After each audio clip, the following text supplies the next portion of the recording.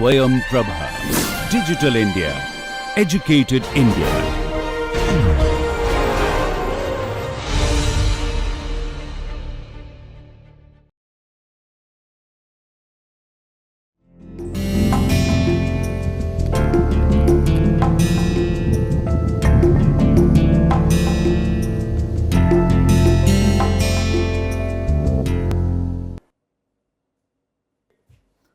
Hello everyone, I welcome you to the course on Law of Copyright, Patent, Trademark and other IP. This course is divided into 20 sessions. We'll start with the introductory part. We will start with evolution and growth of intellectual property laws. And after this session, I will talk about copyright law in some 6-7 lectures, and accordingly rest of the forms of IP, for example, patent law will be discussed in next 5-6 sessions, trademark will be discussed in next 4-5 sessions, and last 2 sessions will be on other forms of IPR, for example, geographical indications, industrial design, plant variety. So that is the scheme. So therefore, I once again welcome to this course on law of copyright, patent, trademark and other IP. Let's start our discussion on the evolution and growth of IP laws. To start with, let me tell you, intellectual property laws regulate creation, use and exploitation of intellectual property. Intellectual property is creation of your intellectual faculty. Intellectual faculty means it is creation of your mind. And IP laws give you rights which are legal rights governing the use of creation of human mind. These are, we'll discuss later on in different sessions, these are actually bundle of rights. These are exclusive rights, meaning thereby all others are excluded from exercising these rights. So therefore, in IP legislations, the creator will be getting exclusivity, will be getting monopoly on the subject matter, and nobody else can use that subject matter without the authorization of the owner of rights, without the authorization of the creator. Before I tell you the kinds of intellectual property and meaning of these various kinds, let me tell you that the purpose of the intellectual property law is to encourage creativity. The purpose is to create inventions, encourage people to create more and more inventions, encourage people to come out with better technology solutions to the problems. And therefore, we can say that IP has the potential to enrich our lives materially as well as culturally. Not only that, intellectual property plays a very significant role in the economic development of this country. In the course of our 20 sessions, we will understand how intellectual property laws promote creation, how IP laws enrich our lives, and how IP laws are going to help the country in its economic development. It is also important to understand before anything that intellectual property laws are not there only for creation of monopoly.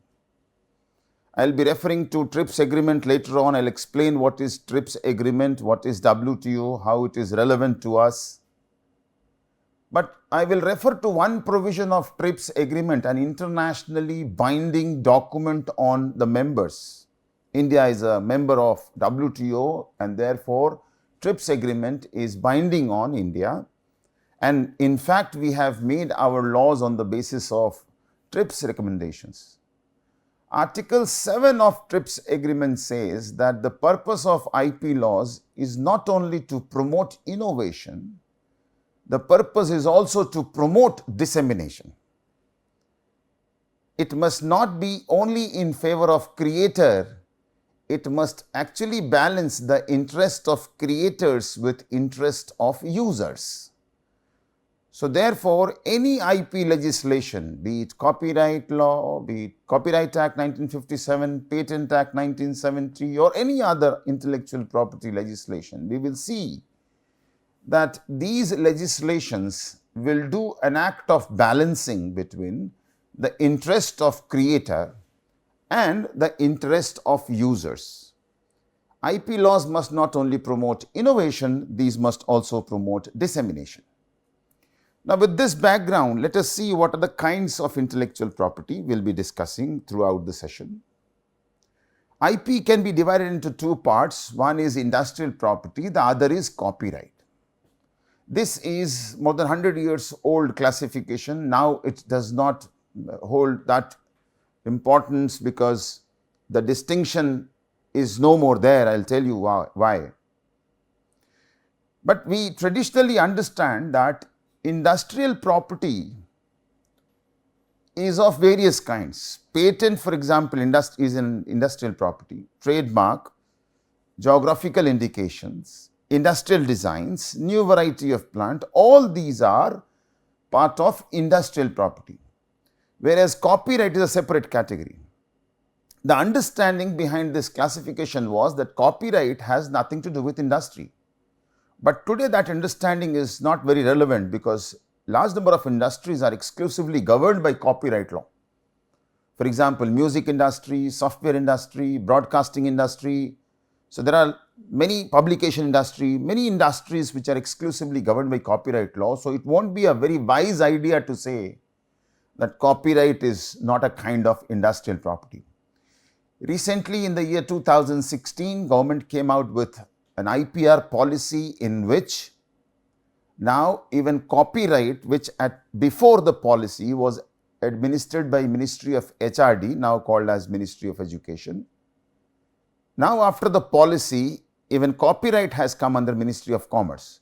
So, all the forms of IP are now administered by Ministry of Commerce. So, therefore, that classification is not that relevant. So, these are the various kinds of intellectual property: patent, trademark, geographical indications, industrial design, new variety of plants, copyright.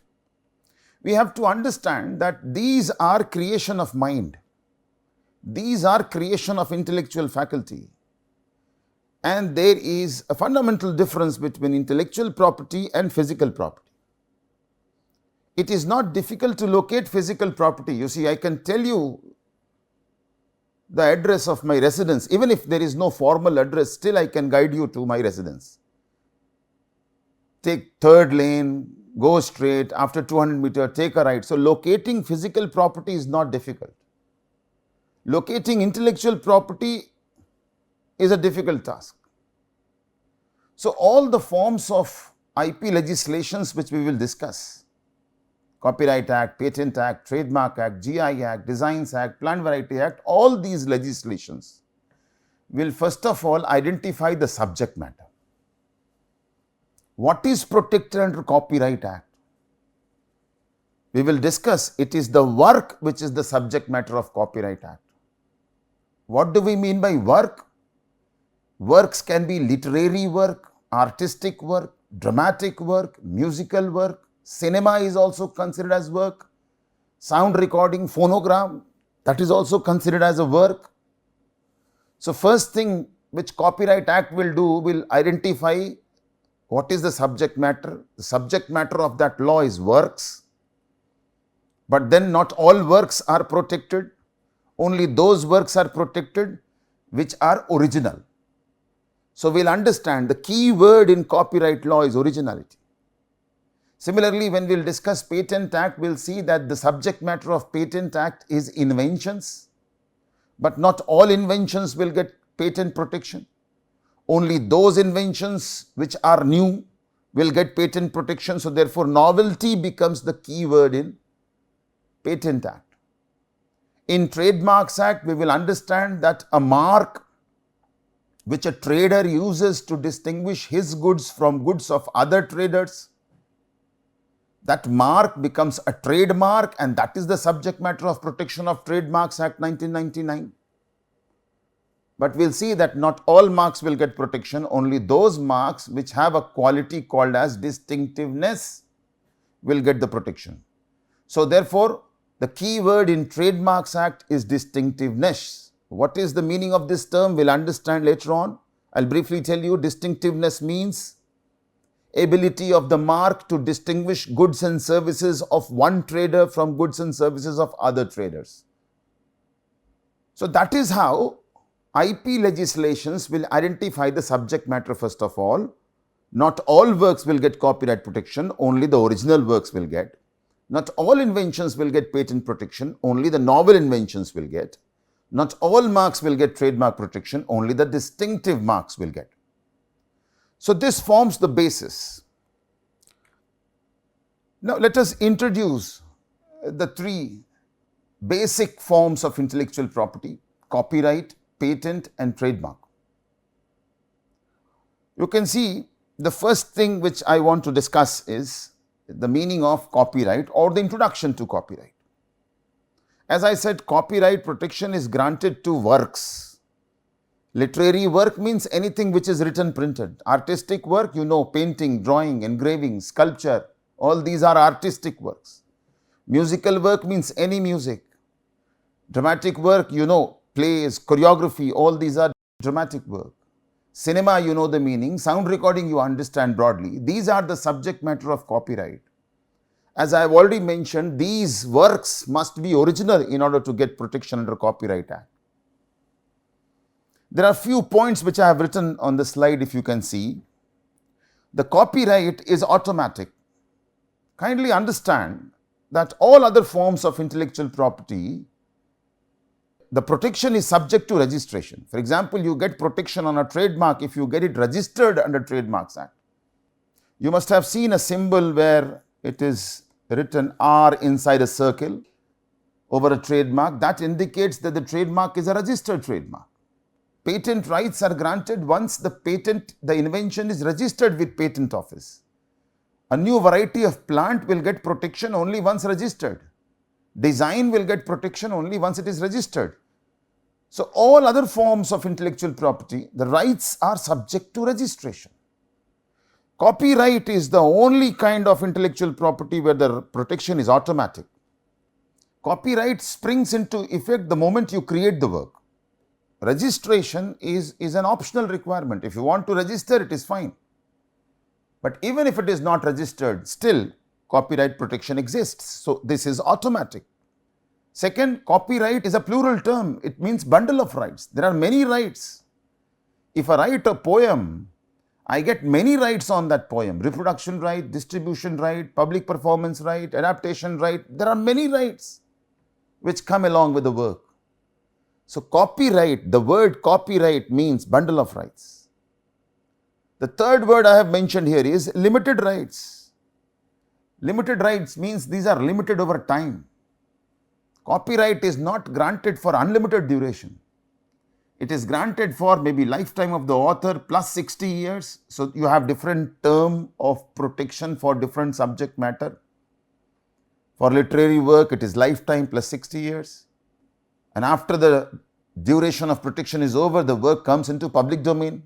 Anybody can use it without paying royalty to the owner of copyright. So these are limited rights. And these are statutory rights. Statutory rights means there is nothing like common law copyright, there is nothing like natural law copyright. Section 16, if you read Section 16 of Copyright Act 1957, it says any copyright which is recognized in this act is only copyright, nothing else. So to understand copyright, you don't have to go beyond Copyright Act 1957. The subject of copyright starts in England with an act called as Statute of Any. Statute of Any came in 1710. Statute of Any comes in 1710. And it was granted, it came into existence to protect literary works. The situation during that time was that the author will hand over his manuscript to the publisher. Stationery companies used to be the publishers of that time. So if I have written a manuscript, I will hand it over to the stationery company and I'll get some money as lump sum amount. And if that book is published without taking permission of the stationery company, the loss which happens is to the stationery company. So who deserved protection, who claimed protection is the publisher of that time, the stationery company. And the protection was claimed against the printing press because that was the only technology to reproduce manuscripts.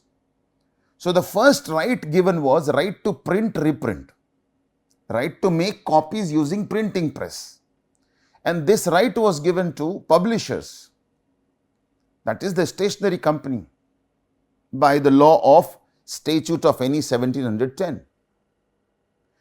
During the same time, in civil law countries, for example in France, in Austria, the law which emerged was not called as copyright, it was called authorial rights system.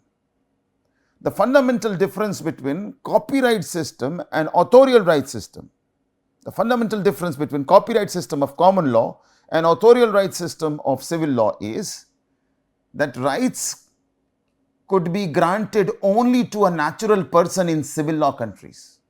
So only an individual, a natural person could get rights in civil law country, whereas in common law countries, rights could be granted to companies also. That was one significant difference between these two. Why do we protect copyright?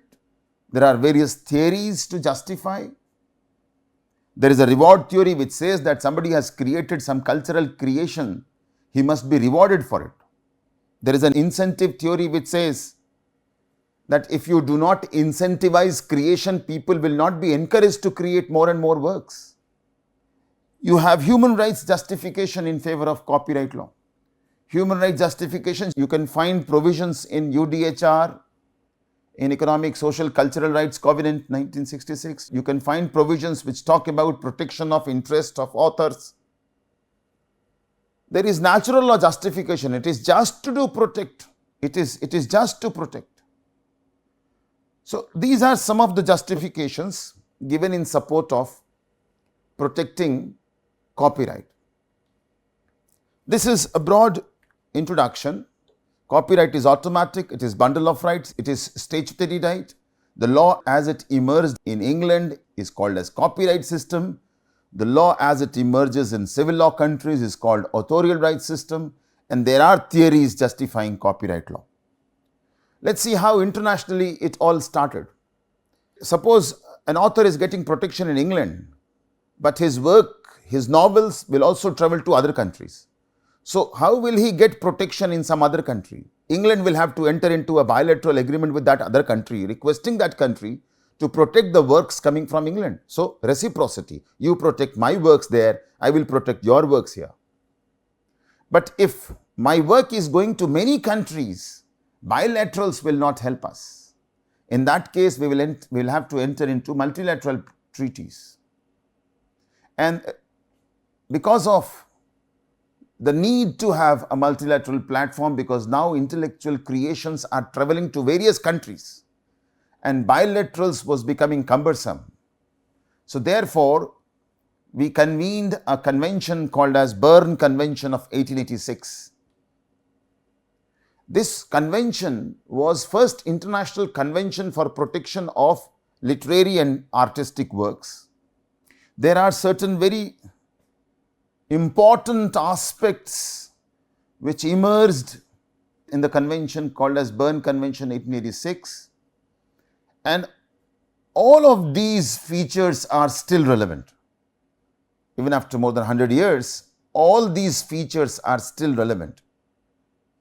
I have identified 5 principles, you see: national treatment, automatic protection, minimum rights guaranteed, moral rights, limitations and exceptions. Let's quickly understand all these one by one. I said when the two countries are entering into bilateral, the basis was reciprocity. You protect my work, I'll protect your work. Now in Berne Convention, they invented a principle called as national treatment principle, which says that country A will give same protection to nationals of all other Berne Convention member countries, which it gives to its own nationals. So England, if it is a member of Berne Convention, will protect the Indian work in the same manner as it protects its own works. So therefore, there is no chance of discrimination. You cannot discriminate between English work and non-English works. We cannot discriminate between Indian work, non-Indian work if we are a party to Berne Convention. So the basis of protection was national treatment. I have already explained that copyright is automatic protection. Berne Convention says that there is no requirement of registration for getting protection. Registration is an optional requirement. The third important feature is minimum rights guaranteed. Berne requires all the member countries to provide minimum number of rights identified in the Berne Convention. You must definitely have these 4 or 5 rights. If you want to give more, you are free, but you cannot have less than these number of rights. Now that brings tremendous certainty at international level. If a work goes from India to England, I am assured of 2 things. One, England will apply national treatment and will give same protection which it gives to its own nationals, its own works. And second guarantee is that English law, the law of England, will definitely have these 4 or 5 rights which are recognized in Berne Convention, because these are the minimum rights which every member country has to have in its municipal law. You can have more, you cannot have less. That brings tremendous amount of certainty at international level with respect to copyright. So national treatment read with minimum rights guaranteed brings certainty in the international copyright law.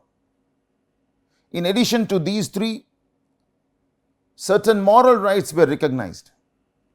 The convention says that when a work is created, in addition to copyright or economic rights, certain moral rights also come into existence. Moral rights means there are 3, I can tell you. One, right to publish is a moral right. Whether I want to publish my work or not is a moral right. Right to be known as author of my work. Let my work be known by my name. You cannot have your name on my work. This is called paternity right, right of paternity. We'll have separate discussion on moral rights later on. So publication right, paternity right, let my work be known by my name. And third is right of integrity of my work. You cannot mutilate my work. You cannot distort my work to an extent that it brings disrepute to me, so that it harms my reputation. No, you cannot do that. These are not economic rights. These are called as moral rights. The last point which I have identified here is limitations and exceptions. The convention says that because we have to balance interest of creators with interest of users, the convention says that there are certain acts which may be essentially violative of copyright, but in public interest we have to exempt those acts from liability. So if you commit one of those acts, you are not liable for violation of copyright. Why? Because law recognizes as one of the exceptions. There is a test called as 3-step test on which you have this principle of exception based. Convention says that exception may be provided in the national laws in certain cases only. The use of plaintiff's work by defendant must not come in conflict with normal exploitation of plaintiff's work, and the use by defendant must not unreasonably prejudice the legitimate interests of plaintiff's work. We'll talk more about it when we'll discuss exemptions under Indian law. So many of the acts which are called as permitted acts are exemptions. So these are some of the essential features of Berne Convention 1886. The second thing is Universal Copyright Convention, which came in 1952 because USA did not join Berne. So therefore, in order to get USA into mainstream discussion, this UCC 1952 was done. 1961 Rome Convention is about protection of 3 beneficiaries: performers, producers of sound recording and broadcasters. These 3 beneficiaries are not creating anything. They are disseminating. So you write the lyrics, I am singing that lyrics, I am a performer. A record company is recording the performance, that record company is not creating anything. We are actually helping in dissemination of the work. we are helping in the cause of copyright. So therefore, we are called as beneficiaries of neighboring rights. We could not get place within Berne system because authors opposed our inclusion in Berne system. So a separate convention called as Rome Convention was convened in 1961 for protection of performers, phonogram producers and broadcasting organization. In the year 1994, TRIPS agreement as part of WTO came into existence. TRIPS is a binding document. Berne Convention, Rome Convention, which are administered by a body called as WIPO, World Intellectual Property Organization, is not a binding document. So therefore, even after joining Berne Convention, even if I do not follow the obligations, there is no sanction against me. Now the whole situation was changed by WTO TRIPS agreement. It is a rule-based document which says that if you do not follow the obligations, then there will be sanctions against the country. So all the countries were put under binding obligations by TRIPS agreement. TRIPS agreement really worked in the direction of harmonization of laws in relation to intellectual property. All the countries, members of WTO, had to change their laws so as to make the laws TRIPS compliant. We did that. And therefore, we came out with new laws. GI Act comes in 1999, design comes in 2000, plant variety comes in 2001, trademark was amended in 1999, Patent Act was amended thrice. All that to make our laws compliant with TRIPS agreement. TRIPS stands for Trade-Related Aspects of Intellectual Property Rights. Trade-Related Aspects of Intellectual Property Rights Agreement. In relation to copyright, the TRIPS agreement says that all the articles of Berne Convention shall be the law of TRIPS, except Article 6 bis. Article 6 bis deals with moral rights. So moral rights is optional. If you want to have it, you can keep it. Otherwise, it is not binding. Rest of the provisions from Article 1 to 21 become binding by virtue of TRIPS agreement. So now if we do not adopt these provisions under our law, then there will be sanctions. So what happens? What TRIPS does? It takes the obligations from Berne and includes within WTO system.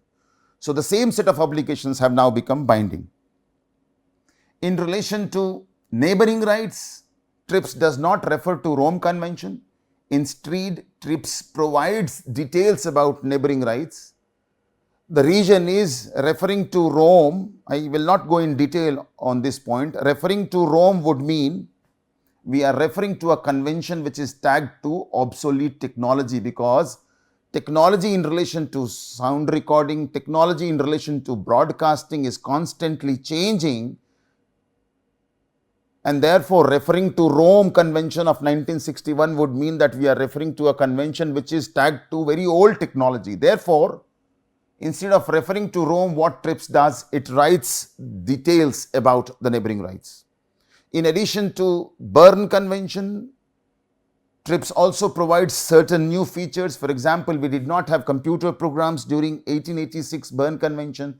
TRIPS talks about computer programs, multimedia, computer databases. So all the aspects which you do not find in Berne Convention were included in TRIPS agreement. The Berne Convention principle of limitation and exception is retained. National treatment is retained. There are two new documents which came in the year 1996. These two documents are called as WIPO Internet Treaties. One is called WIPO Copyright Treaty. The other is called WIPO Performances and Phonograms Treaty of 1996. WIPO Copyright Treaty relates to works. WIPO Performances and Phonograms Treaty relate to phonogram and performances. These two treaties contain a digital agenda, because till the conclusion of TRIPS agreement, nobody talked about impact of internet on copyright. And suddenly we realized that this is a very serious omission, because TRIPS should have talked about regulation of copyright in online medium, which has not been done in TRIPS agreement. So therefore, in order to fill that vacuum, WIPO came out with these two treaties. These two treaties of WIPO provide for a digital agenda, and there are 3 points in that digital agenda. We'll discuss it later on in the context of Indian law. The first point is, now these treaties allow you to use internet as a mode of communication. So therefore, if you are using internet as a mode of communication, nobody can copy it from that mode of communication. You have the exclusive right to communicate your work through internet. Second, when you are communicating your work through internet, the treaties require you to protect your work, performance, phonogram, etc. by employing technological measures. So you yourself will have to protect your work by employing technology, watermark it, encrypt it, whatever. What will law do? Law will punish those who try to break open your technology. The third point is, these treaties require you to provide certain information which are called as rights management information.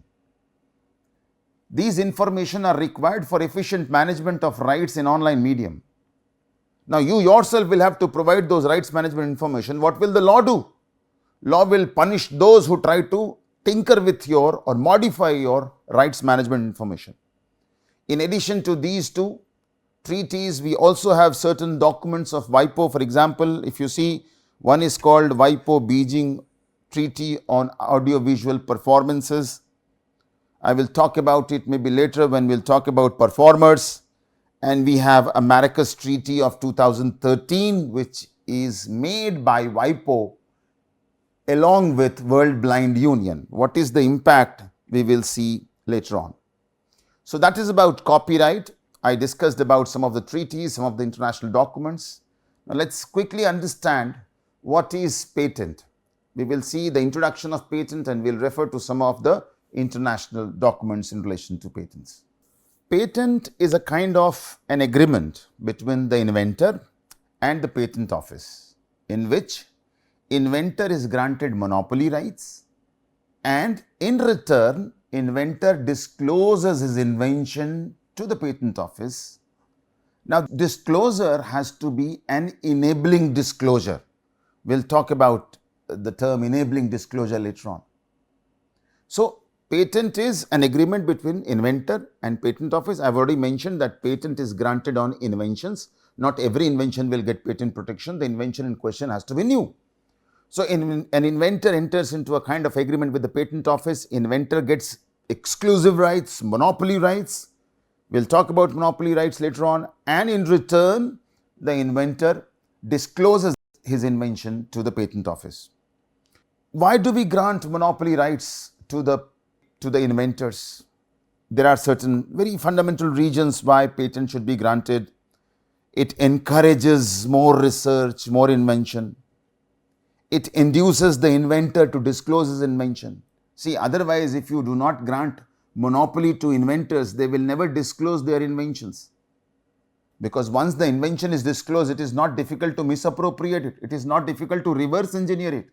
Take any drug, it is not difficult to make the generic version of that drug. If law does not protect exclusively, then there is no benefit, no incentive for disclosing the invention.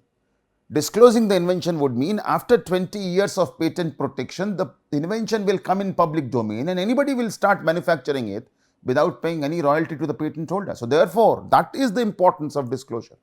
It induces the inventor to disclose his invention. Patent is a kind of reward to the inventor to bring science to a stage of commerce, bring science to a stage of making a product which is vendible, saleable, commercially useful. And the fourth point I have written is, it gives an inducement to the companies, to the inventors to invest capital. For example, if you take drug development, it takes not less than 12 to 13 years to develop a drug requiring investment of hundreds of crores. Will a company be interested to invest that much of money on R&D if it knows that ultimately when I'll bring the drug in market, everybody will copy it? So therefore, monopoly rights induce the inventors to invest money in R&D. Subject matter is invention. Now let's see what are the conventions, what are the international documents. I refer to Berne Convention of 1886 for copyright. In relation to industrial property, the convention is Paris Convention for Industrial Property of 1883. Paris Convention also contains the same national treatment principle. Country A will give same protection to nationals of country B, which it gives to its own nationals. It is a principle of non-discrimination. This is an important principle called as right of priority. Quickly understand it. Right of priority means what? I said that the invention, in order to get patent protection, must be new. Now, if I file the patent application in Indian Patent Office on 1st January 2023 and I am filing a patent application for the same invention on 1st maybe June 2023 in China or in England. When England Patent Office will start looking into my application, they will say that a similar application is already filed in Indian Patent Office and therefore your invention is not new. So my own earlier application is against my novelty claim. In order to solve this problem, what Paris Convention says, within 12 months period, all the applications which you file in different Paris Convention countries at different dates within 1 year, for all the applications, the date of filing shall be considered to be the date of filing of first application. So, in England Patent Office, if my application is filed on 1st May 2023 and I will claim priority, meaning thereby my date will be considered as 1st January 2023, same as the date on which I filed my first application maybe in India. This is called rule of priority. You have to claim priority. And this is good only within first 12 months. So, if you claim priority in 13th month, that will not help you, and any application filed in 13th month would mean that it is not new. Your own earlier applications will defeat the novelty claim of your new patent application which you have filed in 13th month. Paris Convention provides a set of common rules. Maybe we will talk about later on. What are the rights? What are the liabilities? When infringement takes place. This is important. Point number 4, independence of patents. Independence of patents means on the same invention country A has granted the patent does not mean that country B is bound to grant patent. Right. So, I cannot in Indian Patent Office, I cannot say that the same invention has been granted patent in American Patent Office, so therefore you also grant it. All these patents are independent. So, these are some of the salient features of Paris Convention. An important development is PCT, Patent Cooperation Treaty, PCT 1978, which started the process of international filing. So, by filing one application, you get patent protection in all the countries which are member of Patent Cooperation Treaty. So, it reduces the cost of obtaining patent. You do not have to file n number of applications in various countries.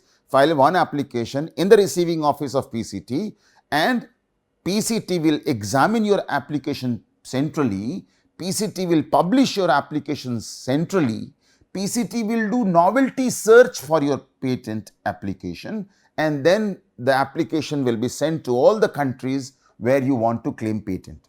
So, therefore, you do not have to file separate application in all these countries. A centralized filing mechanism is developed, but keep in mind patent is never international. It is only the filing which is international. Patents have to be granted by the national patent offices, and by filing a PCT application you get the benefit of claiming patent in not less than 100 countries which are members of PCT.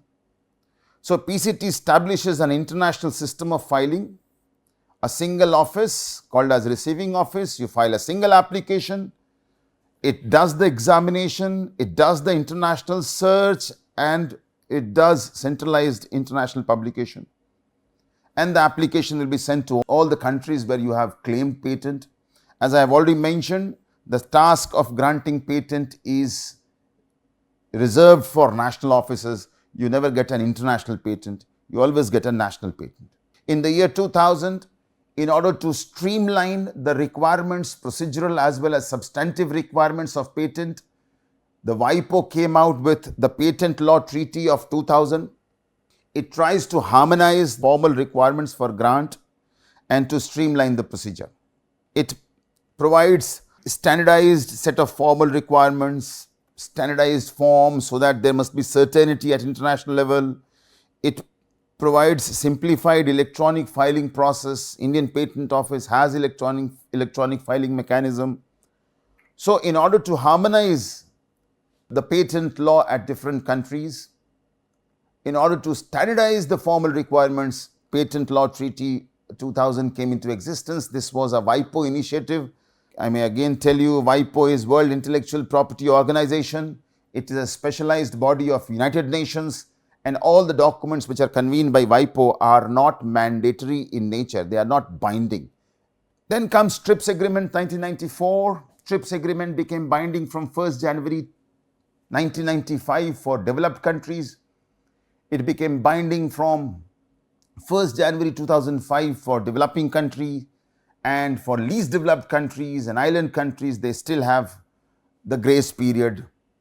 So therefore, the TRIPS Agreement, which as I already mentioned is a rule-based international document, and if you do not follow the obligations of TRIPS, then in that case there will be sanctions against you. So cases can be filed against any country which does not have a TRIPS compliant intellectual property law. In fact, a case was filed by US and European Union against India, because of which India had to amend its Patent Act in 1999 so as to make it partly compliant with TRIPS. Subsequently, we modified our law in 2002 and finally in 2005 to make our law completely compliant with TRIPS Agreement. Otherwise, there will be a complaint against us. There is a WTO dispute resolution forum which entertains the complaint. Initially, it will do some mediation, but if that fails, then a binding sanction will be issued against the defaulting country. You already know what is national treatment principle. Country A will give same protection to nationals of country B, which it gives to its own nationals. There is another principle called as MFN, most favored nation treatment. This is also a principle of non-discrimination. It says that a TRIPS country cannot give favorable treatment to any other country. And if we give favorable treatment to one country, the same treatment will automatically and unconditionally extend to all other countries. So therefore, you cannot discriminate between countries. There cannot be a favorable treatment to one. So these are the principles on which TRIPS agreement works. In relation to copyright, if you recall, I said that all the provisions of Berne by and large become the law under TRIPS. Similarly, all the provisions of Paris related to patent become by and large the law of TRIPS agreement. So articles 1 to 12 and article 9 of Paris Convention, and we are referring to the revision of 1967, mind. Paris was revised in the year 1967. The revised version of Paris of 1967, the articles 1 to 12 and article 19 shall be the law of TRIPS agreement. TRIPS agreement says that patent has to be granted on inventions. Inventions can be products, inventions can be processes, and there cannot be any discrimination on the basis of discipline. For example, you cannot say that in pharmaceutical sector we are not going to grant patent to products, we will only grant patent to processes. That discrimination is not allowed. We used to do that till 2005 in pharma industry, for drugs, for food products, for chemical compounds. Under Indian law, we had this point that only processes will be granted patent, but we cannot have it anymore because TRIPS says no discrimination. TRIPS also tells you the criteria. The invention has to be new, the invention has to have inventive step. We will talk about these words in detail later on. The invention has to be new, the invention has to have inventive step, it must be sufficiently inventive, and the invention must have industrial applicability. It must be useful in industry. We will see how we have included these criteria in our act. So any invention which is new, which has got inventive step, which has got industrial applicability is protectable.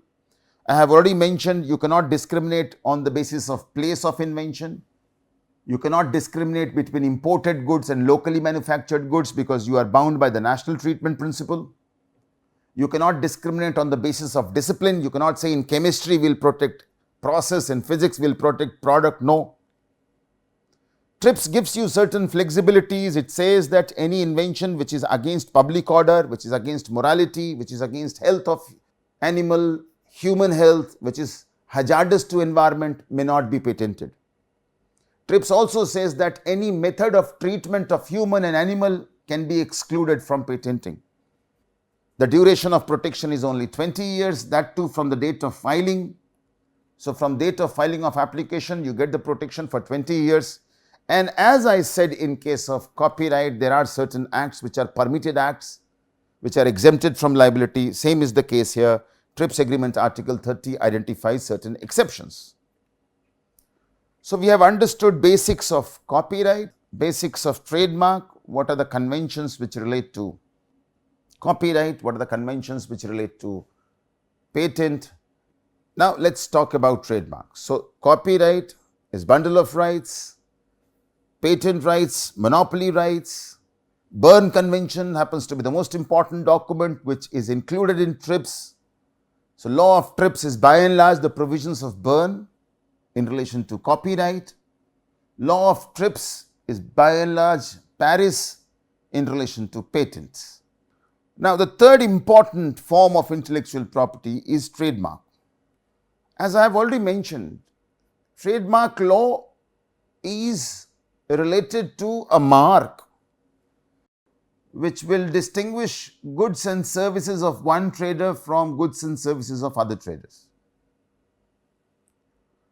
I have already mentioned that the key word in relation to Trademarks Act is distinctiveness. The mark in question must have this quality to distinguish goods and services of one trader from goods and services of other traders. Now, what are the functions of trademark law? We said in copyright, we encourage people to create more, we want to give reward to them. In patent, we said that patent protection induces researcher to invest a lot of money. Why do we grant trademark protection? The main function is to enable the customer. The main function is to enable the consumer to distinguish between goods of one traders from other traders.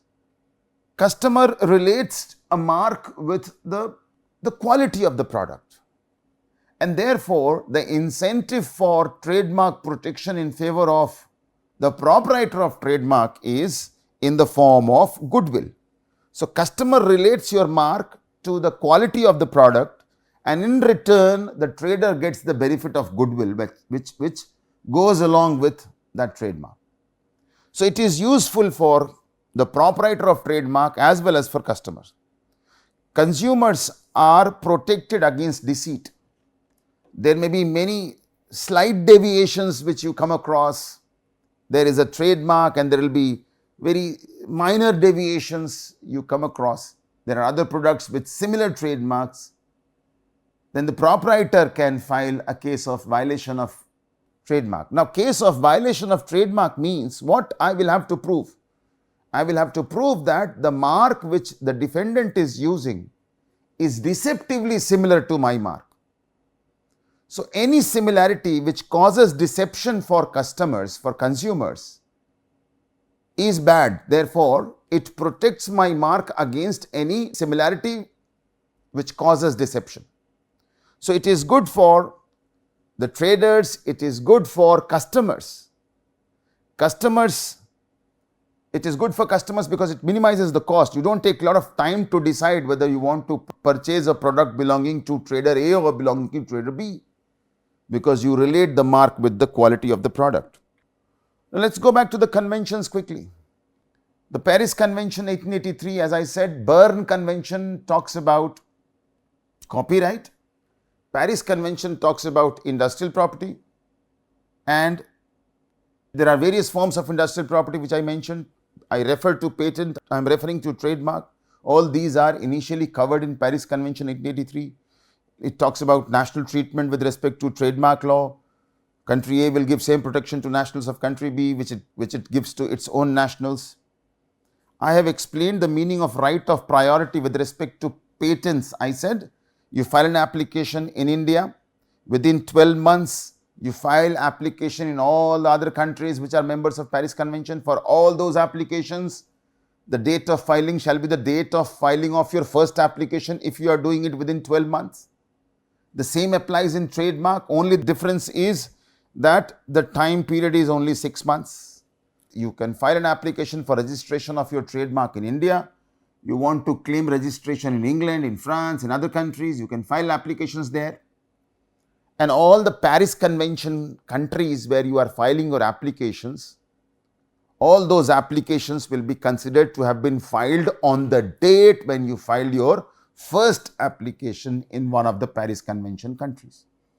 That is the right of priority. The difference between the priority rule which I mentioned in patent and the priority rule here is in terms of time period within which you have to file your application. There you have the period of 12 months, here you have the time period of 6 months. An important document is Madrid Agreement 1891, although India is not a signatory of Madrid Agreement 1891.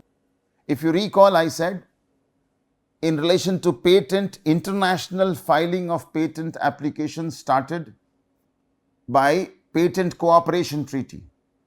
In relation to trademarks, international filing, registration will be done by national officers, keep in mind. Same as patent law, patent shall be granted by national officers. An international filing started after Patent Cooperation Treaty.